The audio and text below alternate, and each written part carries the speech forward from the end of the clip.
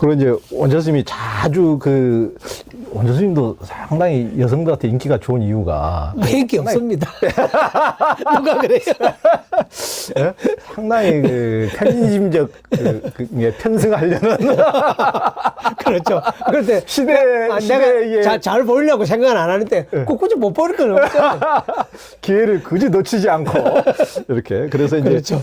글에 꼭 원자 스님 글에 제일 자주 등장하는 분 중에 하나가 조선시대 흔한서를 빼놓을 수가 없어. 흔한서를 그 원자 스님 흔한서를 또 무덤까지 가가지고 야, 내가 꽃도 사가갔습니다. 와 꽃까지 하여간 20대에 죽은 흔한서를 안타까워하면서 그렇지. 27살에 돌아가셨는데 그 기가 막힌 문장이 아까워라 그러면서 슬퍼하면서 그렇죠. 왜 거기까지 가가지고 흔한서를 무덤에 가서 그렇게 안타까워했습니까? 처음 이제 고속도로 이제 행사를 갈 때 중부 고속도로 이제 잘 타거든요. 그리고 지나가면서 보면 이제 제실이 있고 무덤이 있고 이게 바로 옆에 있어요. 누구지 무덤일까 되게 궁금하네. 어디죠 저기? 그게 강인 IC 있는 데입니다.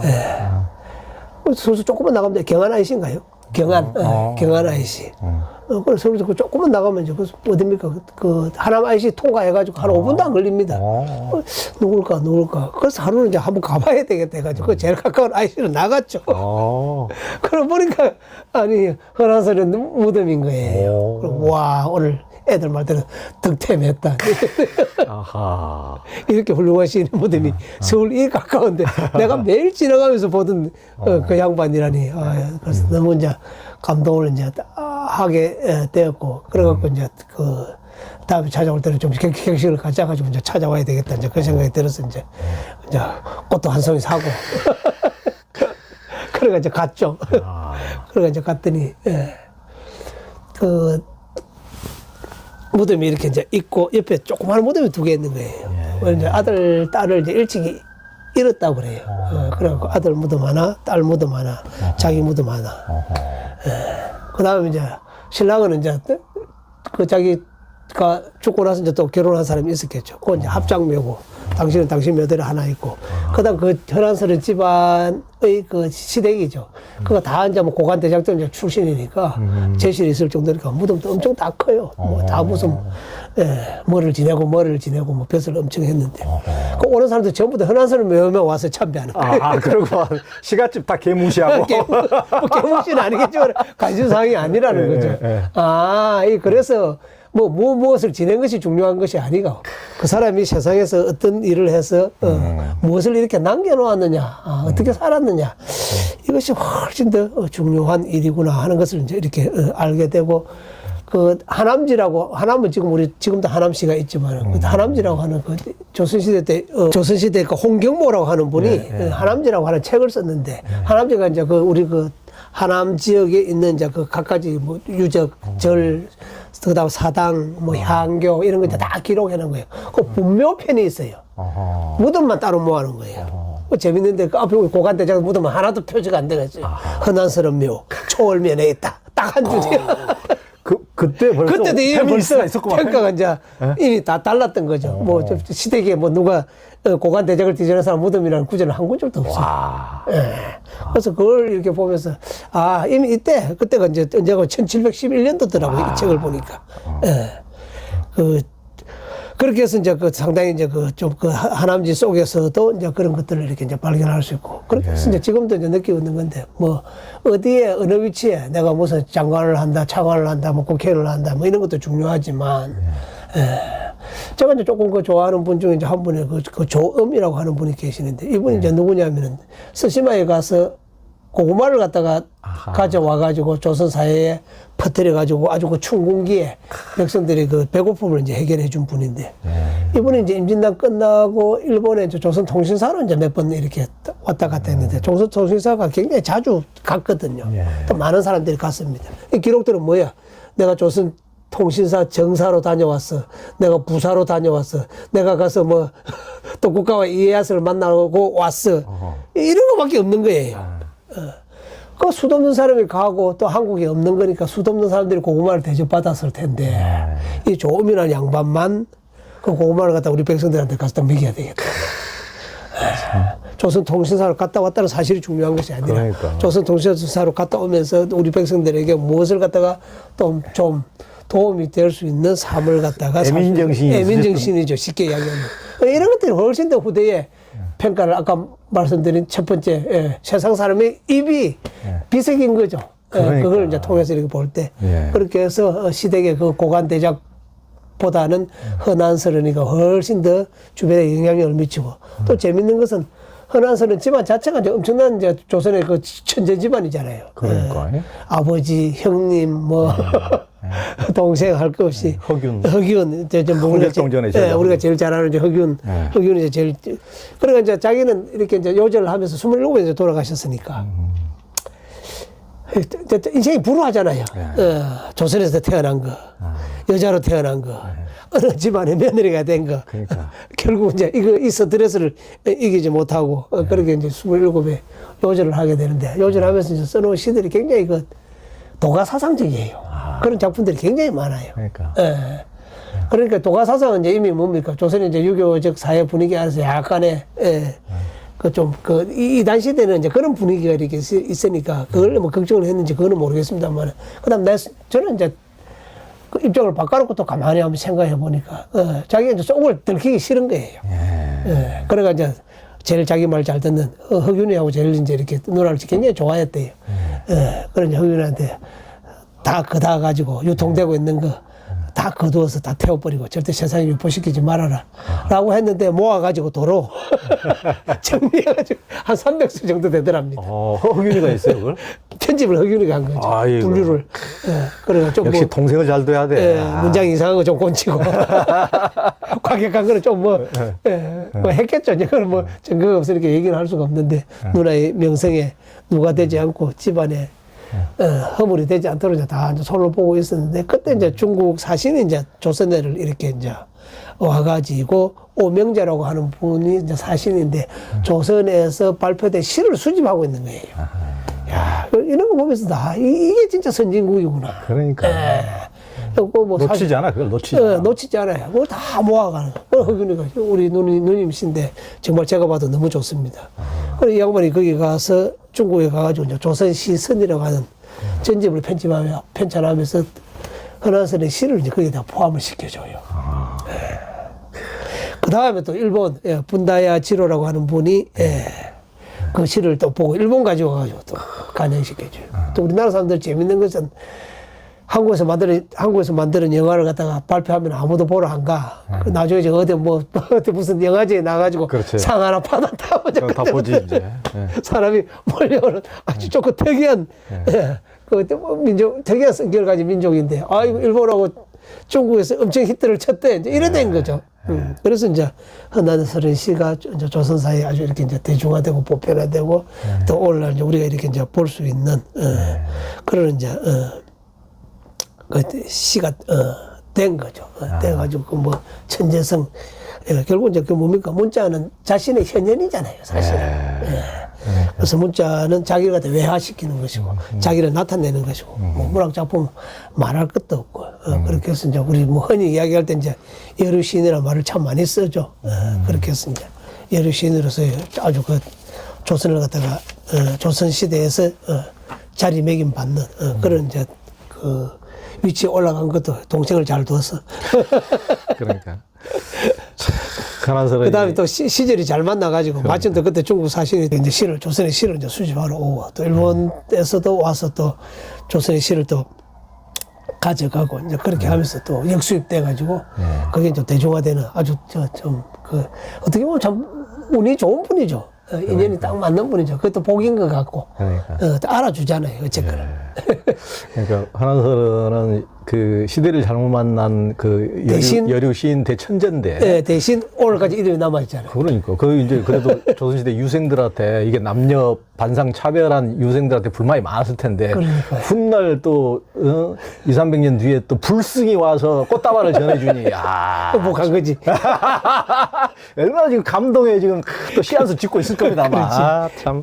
참. 나를 알아주는 사람이 선임까지 왔네. 시댁 시자도 듣기 싫은데 아무 관계도 없는 스님이 왔네 하고 되게 좋아했을 것 같은데. 그러니까 감동입니다. 그리고 이제 이 책의 마지막 시는 당나라 시인 백거이. 예. 백거이 시. 백거이 시 좋죠, 참. 예. 이제 동간수류 서윤수, 남산옹기 북산원, 예. 전대화발 후대견, 상계종선 하계문. 그러니까 동쪽의 계곡물은 서쪽 시내로 흘러가고 남산에서 일어난 구름도 북산의 구름이 되네. 그러니까 하여튼 정신이 약간 헷갈리는 시인데. 헷갈립니까? 동서남북이 도무지 분간이 안 되는 시인데. 그러니까 앞쪽 누대의 빈 꽃을 뒤쪽 누대에서 볼 수 있고 윗절에서 울리는 종소리 아랫마을에서 들을 수 있네. 그러니까 예전에 우리 운문선사 참 진짜 대선사이신 운문선사도 남산 기운 북산 하우, 남산에서 구름이 일어나니 북산에 비가 내리도다 하는 이제 이런 개송 유명하지 않습니까?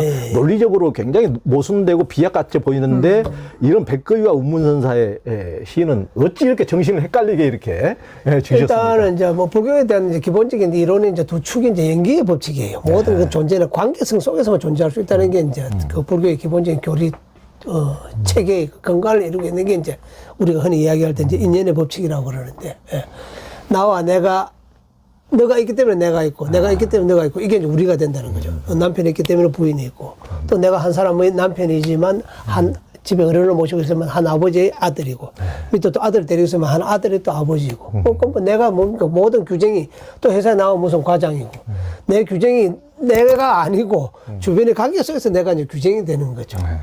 물도 마찬가지죠. 온도가 올라가면은 수증기가 되고, 또 상온일 때는 물이 되고, 또 기온이 내려가면 얼음이 되고, 그 다음 바다에서 물이 또 수증기가 돼가지고 하늘로 올라가서 이렇게 내려가는. 그러니까 충분히 동쪽에 있는 개울물이 나중에 서쪽에 있는 개울물이 될 수 있는 가능성이 훨씬 있는 거죠. 그래서 그걸 갖다 입체적으로, 전체적으로 본 겁니다. 그 다음에 이제 우리가 보통 뭐, 이거는 뭐 조금 이제 쉬운 시인데, 그 스님네 시는, 구름이 저쪽에서 일어나면 좀 있으면 비가 오겠구나.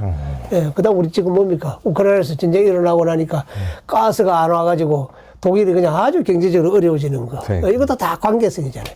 또 우크라이나가 그런 말로 참 흑토대에서 엄청나게 많은 밀을 생산하고 유럽에 뭐 빵바운이라고 이름을 할 정도니까 거기서 농산물을 생산 안 해버리니까 온 세계 사람들이 식량 때문에 또 애를 먹고 있고 이런 것들이 다 이제 연기의 법칙이거든요. 그러니까 하나하나가 따로따로 이제 존재하고 있는 것이 있지 않은데 이게 이제 당나라 송나라 때는 이런 식으로 이제 표현을 한 거죠.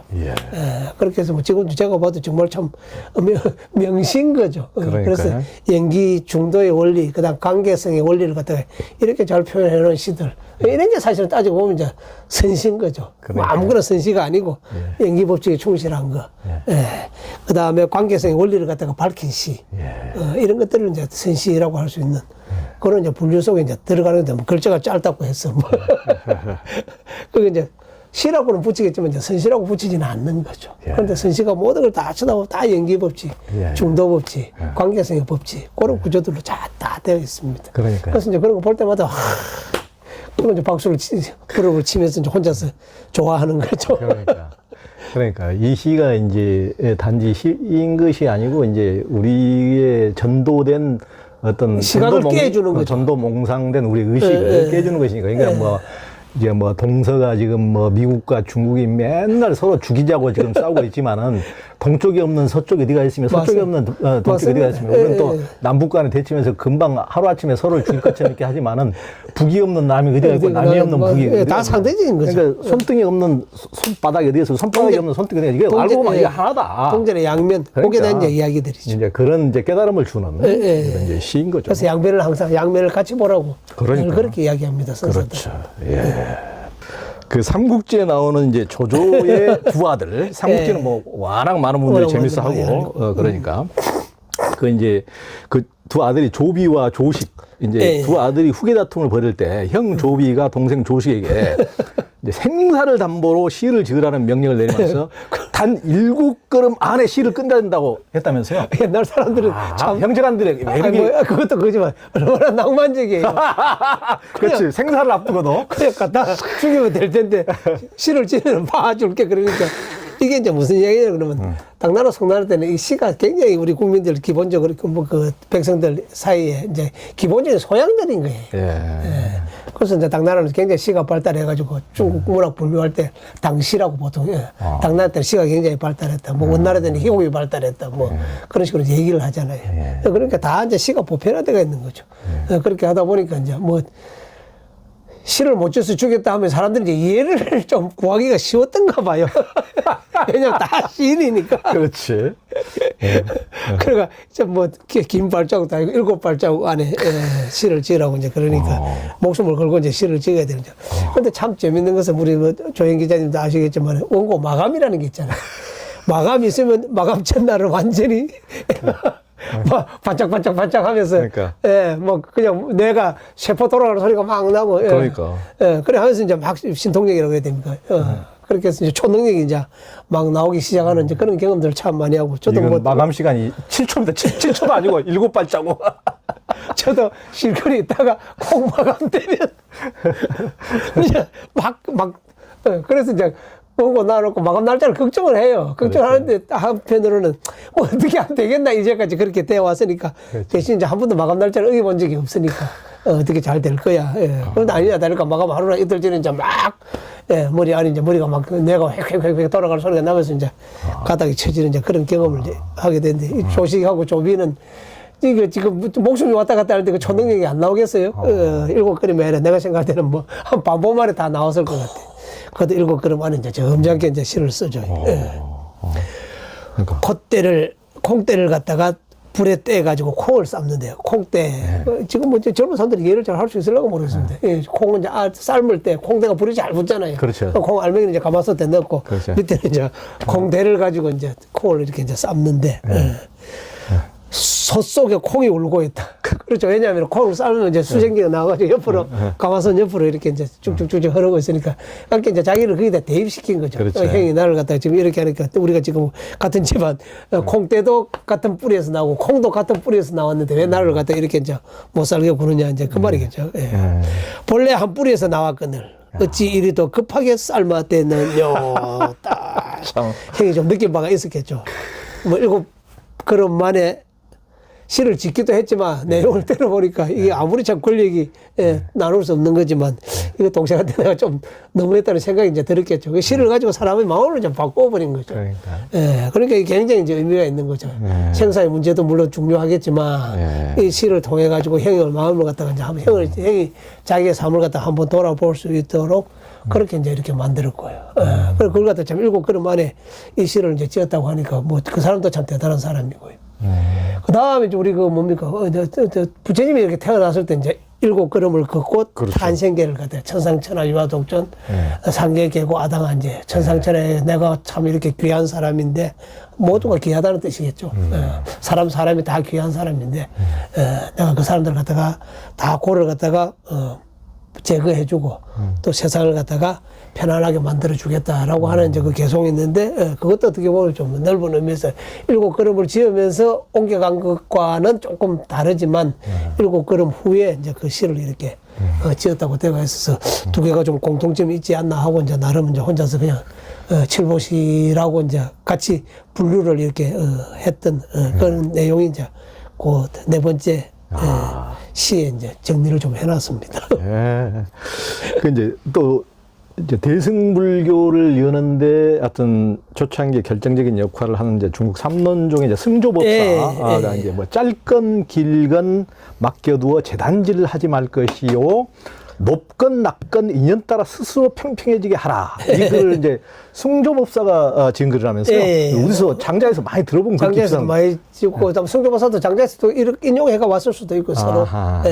어쨌든 승조법사가 논문이 한 서너 편, 한 4편 정도, 당시 친작이라고 이야기하는 이제 논문이 몇 편 있는데, 그 안에 이제 나오는 이 이야기고요. 그래서 우리는 그렇잖아요. 오리의 다리가 짧은 것도 짧은 대로 이유가 있고, 학다리가 긴 것은 긴 대로 이유가 있는 것인데, 학다리를 짧게 해주는데, 학다리가 너무 길구나, 얼마나 불편할까. 이렇게 해서 이제 짧게 만들어 놓으면 학한테는 정말 엄청난 손해가 일어나겠죠. 또 오리다리가 짧다고 그래가지고, 또 그걸 갖다 길게 만들어주면, 또 오리도 엄청나게 이제 불편할 할 거라는 거죠. 그래서 누구든지 다 그렇게 그런 것을 가지고 있는 것은 다 그만한 이유가 있기 때문에, 비교를 하지 말라는 거죠. 비교하지 말고 그 사람이 가지고 있는 아름다움이 있고 그 사람이 가지고 있는 남이 안 가지고 있는 그 그 사람만의 장점이 무엇인가 이것을 자꾸 보려고 그러지 뭔가 기준을 하나 자꾸 세워놓고 거기에다가 자꾸 맞추려고 하다 보면은 굉장히 이제 무리한 일이 발생할 수 있고 서로 행복하지 않는. 그래서 지금 뭐 교육 문제 얘기할 때, 그다음 우리 그 학교 교육 이야기할 때 이제 자주 나오는 이야기입니다. 그렇게 해서 이제 그 사람들이 가지고 있는 개성을 갖다가 그냥 너무 이렇게 무시하고 하나의 그 공장에서 벽돌 찍어내듯이 평균 사람을 이제 자꾸 만들어 내는 거에 대한 이제 반성들이 지금은 현대 그 교육학에서는 일어나고 있는 것 같고요. 그래서 그 사람이 잘할 수 있는 거, 또 남들이 안 가지고 있는 거, 이런 능력을 갖다가 빨리 발견하고 그걸 갖다 개발시켜 주는 것이 선생님의 역할이다. 그게 이제 지금은 어느 정도 보편적으로 다 받아들여지는 것 같고요. 그래서 이제 각자 서로 상대방을 두고 남과 비교하면서 무한 경쟁하지 말고, 나만이. 내가 할 수 있는 거, 잘할 수 있는 거, 나를 갖다가 무한으로 향상을 좀 시켜줬으면 좋겠다. 무한 향상. 향상. 예전에 고 스님께서 그 말씀을 많이 하셨죠. 예전에 고우심 이 말씀 굉장히 많이 했고, 또 개인적으로 굉장히 이제, 공감을 하고 있고요. 그렇죠. 그렇게 해서 또 그 어른의 말씀이라서 제가 또 한번 인용을 했습니다. 그래서 남과 무한 경쟁하지 말고, 나 스스로를 갖다가 무한 향상시켜라. 그 말씀을 하고자 한 것이 아마 성조 스님이 지금 이 시를 인용해서 하신 말씀이 아닌가 그런 생각이 들어서 그것도 이제 그런 식으로 한편으로 정리를 했었습니다.